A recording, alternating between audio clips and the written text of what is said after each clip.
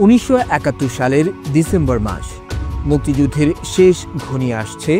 ভারতীয় সশস্ত্র বাহিনী আর মুক্তিযোদ্ধাদের সাঁড়াশি আক্রমণে পাক বাহিনীর সবগুলো সেক্টরই ব্যাপক ক্ষয়ক্ষতির মুখে পড়েছে। পাঞ্জাবের সেকশন উপত্যকায় অবস্থিত পাক বাহিনীর রাডার কমপ্লেক্সের উপর চক্কর দিচ্ছে ভারতীয় বিমান বাহিনীর হকার হান্টার বিমান। ফ্লাইট লেফটেন্যান্ট গুরুদেব সিং রায়ের জন্য এটা ছিল একটা রুটিন বোম্বিং রান। গতকালই তিনি একই স্থাপনার উপর দিয়ে বিমান উড়িয়ে নিয়ে গিয়েছেন। তবে আজকের কাজটা সামান্য ঝুঁকি আছে বেশি। আজ তাকে বেশ নিচু দিয়ে উড়ে এসে বোমা ফেলতে হবে। নিচে থাকা শত্রু বাহিনীর এন্টি এয়ারক্রাফট ব্যাটারিগুলো তার বিমানের দিকে ঝাঁকে ঝাঁকে গোলা ছুটতে শুরু করেছে। গধূলির আলো ছায়ায় শেষবারের মতো বিমানের নাক মাটির দিকে ঘুরিয়ে আক্রমণ শুরু করলেন ফ্লাইট লেফটেন্যান্ট গুরুদেব। দুদিন পর যুদ্ধ শেষ হয়ে গেছে। পাক বাহিনী আত্মসমর্পণ করবে আজ। 4000 কিলোমিটার দূরে থাকা ফ্লাইট লেফটেন্যান্ট গুরুদেবের বোন রাজবন্ত কাউর লন্ডনে তার টিভির সামনে উদ্বিগ্ন চেহারায় বসে আছেন। দুদিন হলো তার ভাই নিখোঁজ। ভারতীয় কর্তৃপক্ষ তাকে জানিয়েছেন ফ্লাইট লেফটেন্যান্ট গুরুদেবের বিমান শত্রুর গোলার আঘাতে বিধ্বস্ত হয়েছে। তার কোনো হদিস পাওয়া যায়নি। ঠিক তখনই টিভির একটি দৃশ্যে রাজবন্তের চোখ আটকে যায়। টিভিতে চলা সংবাদে পাক বাহিনীর হাতে ধরা পড়া একদল যুদ্ধবন্দীদের মাঝে ভাইকে দেখে চিনতে পারেন তিনি। সাথে সাথে তিনি ভারতীয় কর্তৃপক্ষের সাথে যোগাযোগ করেন। তার থেকে পাওয়া সংবাদের ভিত্তিতে ভারতীয় কর্তৃপক্ষ তাদের হারিয়ে যাওয়া এই পাইলটের সন্ধান চেয়ে পাক বাহিনীর কাছে তথ্য চায়। পাক বাহিনী তাদের কাছে এমন কোনো ভারতীয় পাইলট থাকার কথা অস্বীকার করে। সেই থেকে আজ প্রায় 55 বছর হতে চলল, এখনও ফ্লাইট লেফটেন্যান্ট গুরুদেব নিখোঁজ হয়ে আছেন। তবে গুরুদেবই একমাত্র ব্যক্তি নন যার সাথে এমন ঘটনা ঘটেছে। মূলত তার সাথে আরও 53 জন ভারতীয় সেনার কোনো খোঁজ পাওয়া যায়নি। তাদের এখনও নিখোঁজ হিসেবে গণ্য করা হয়েছে। তাদের পরিবার পরিজন এখনও অধীর চিত্তে তাদের অপেক্ষায় প্রহর গুনছে।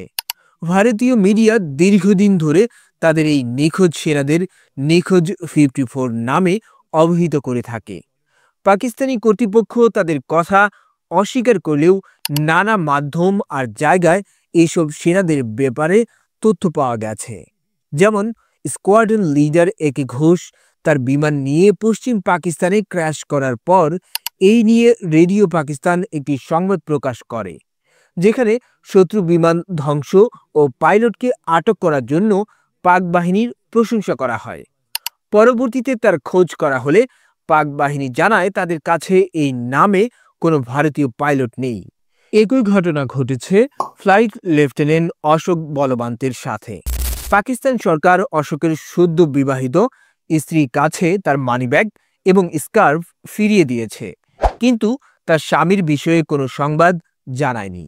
একইভাবে নিখোঁজদের মধ্যে উইং কমান্ডার হাসরান সিং এর কথা দুজন পাক সেনা কর্মকর্তার কাছে পাওয়া যায়, যারা একটি ব্যর্থ সামরিক অভ্যুত্থানের দায়ে 1973-74 সালে পাকিস্তানের কুখ্যাত আটক দুর্গে বন্দী ছিলেন। উইং কমান্ডার হাসরানের সাথে তাদের সেখানেই সাক্ষাৎ হয়। তারা একই সেলে বন্দী ছিলেন। একটি অনুসন্ধানে জানা যায় অন্তত 40 জন ভারতীয় সেনারা আটক দুর্গে বন্দী অবস্থায় কাটাচ্ছেন। সাধারণত যুদ্ধবন্দীদের আন্তর্জাতিক রেড ক্রসের মাধ্যমে বিনিময় করা হয়ে থাকে। ভারতীয় কর্তৃপক্ষের ধারণা 71-এর যুদ্ধে পরাজয়ের জ্বালা যুদ্ধবন্দীদের আটকে রেখে মেটানোর চেষ্টা করছে পাকিস্তান। এই ঘটনায় সবচেয়ে বেশি ক্ষতিগ্রস্ত হয়েছে ভারতীয় বিমান বাহিনী। তাদের অন্তত 25 জন অফিসারকে আটকে রেখেছে পাকিস্তান। একটি বিমান বাহিনীর জন্য সাধারণত বিমানের চেয়ে পাইলটকে বেশি মূল্যবান ধরা হয়। তাই এভাবে পাইলট আটকে রাখার বিষয়টি ইচ্ছাকৃত বলে ধারণা করা হয়। 1984 সালে ভারতীয় সংসদে প্রথমবারের মতো এই নিখোঁজ সেনাদের নাম উল্লেখ করে একটি বিল পাশ করা হয়। জেনারেল জিয়াউল হকের সময় পাক ভারত শান্তি আলোচনা শুরু হলে ভারতীয় পররাষ্ট্র সচিব এম.কে. রাশ গোত্র পাকিস্তানি কর্তৃপক্ষকে এই সেনাদের বিষয়ে জিজ্ঞেস করেন। নিখোঁজ সেনাদের পরিবারের অনুরোধে পাকিস্তানের তৎকালীন সামরিক শাসক জেনারেল জিয়াউল হক ভারতীয় সেনাদের পরিবারের সদস্যদের লাহোর সহ কয়েকটি পাকিস্তানি জেলে প্রবেশের অনুমতি দেন। তবে সেখানে এসব সেনাদের কোনো সন্ধান পাওয়া যায়নি। এত কিছুর পরেও রহস্যের আরও বাকি রয়েছে। এর কিছু বছর পর 1987 সালে একটি উল্লেখযোগ্য ঘটনা ঘটে। সে বছর ওমানে একটি জেলখানায় শ্রমিক হিসেবে কাজ করতে আসা এক ভারতীয় শিখকে সেখানে থাকা একজন কয়েদি জানায় তার নাম সিপাহী জওয়াল সিং। সে সহ আরও 4 জন ভারতীয় সেনা সদস্যকে 1975 সালে ওমানে নিয়ে আসা হয়। সে এই শিখ শ্রমিককে তাদের কথা ভারতীয় সরকারের কাছে জানাতে বলে। এই ঘটনায় বন্দীদের পরিবারের মধ্যে নতুন করে চাঞ্চল্য দেখা দেয়। ফলে আবার নতুন করে অনুসন্ধান শুরু করে সেনাদের পরিবারের সদস্যরা।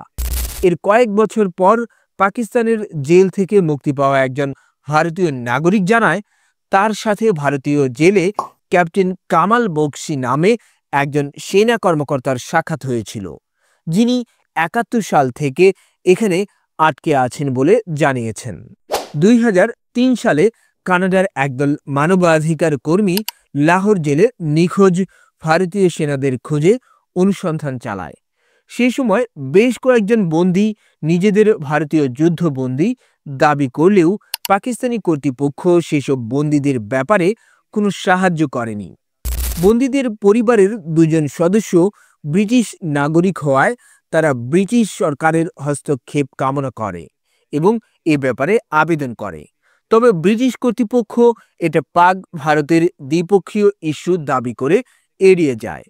ধারণা করা হয় পাকিস্তানি কর্তৃপক্ষ এসব বন্দীদের সাধারণ কয়েদি হিসেবে না রেখে গুপ্তচর বিশেষ বন্দী হিসেবে ক্লাসিফাই করার কারণে কারাগারের রেকর্ডে তাদের ব্যাপারে কিছুই পাওয়া যায় না। 2011 সালে ভারতীয় এক আইনজীবী সুপ্রিম কোর্টে এই নিখোঁজ সেনাদের ব্যাপারে অবহিত করেন। তারা আন্তর্জাতিক আদালতের মাধ্যমে এই সমস্যার সমাধানের চেষ্টা করেন, তবে পাকিস্তানি কর্তৃপক্ষ এতে সাড়া দেয়নি। তবে ভারতীয় কর্তৃপক্ষেরও বেশ কিছু দায় আছে। যেমন কয়েকটি অনুসন্ধানে জানা যায় নিখোঁজ পাইলটদের মধ্যে কয়েকজনকে শত্রু বিমান ভেবে ভুল করে ভূপাতিত করেছে ভারতীয় সেনারাই। তাই সেই ঘটনার দায় সারতে তাদের নাম নিখোঁজের তালিকায় অন্তর্ভুক্ত করা হয়েছে। 2015 সালে ভারতীয় কর্তৃপক্ষ জানায় নিখোঁজ 54 সেনার মধ্যে 15 জন সেনা শত্রুর গুলিতে নিহত হয়েছে বলে তারা নিশ্চিত হয়েছেন। তাই সংখ্যাটা এখন 39 জনে দাঁড়িয়েছে। তবে নিখোঁজ সেনাদের পরিবারের কাছে এই সংখ্যার কোনো মূল্য নেই।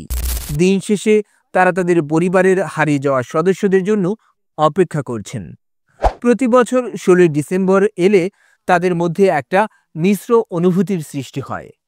তারা একদিকে গর্বিত, অপরদিকে শোকাহত। ফ্লাইট লেফটেন্যান্ট গুরুদেবের বোন আজ 55 বছর পরও তার ভাইয়ের জন্য অপেক্ষা করছেন। তার ধারণা তার ভাই বেঁচে আছেন, যে কোনো দিন সবাইকে অবাক করে দিয়ে ফিরে আসবেন।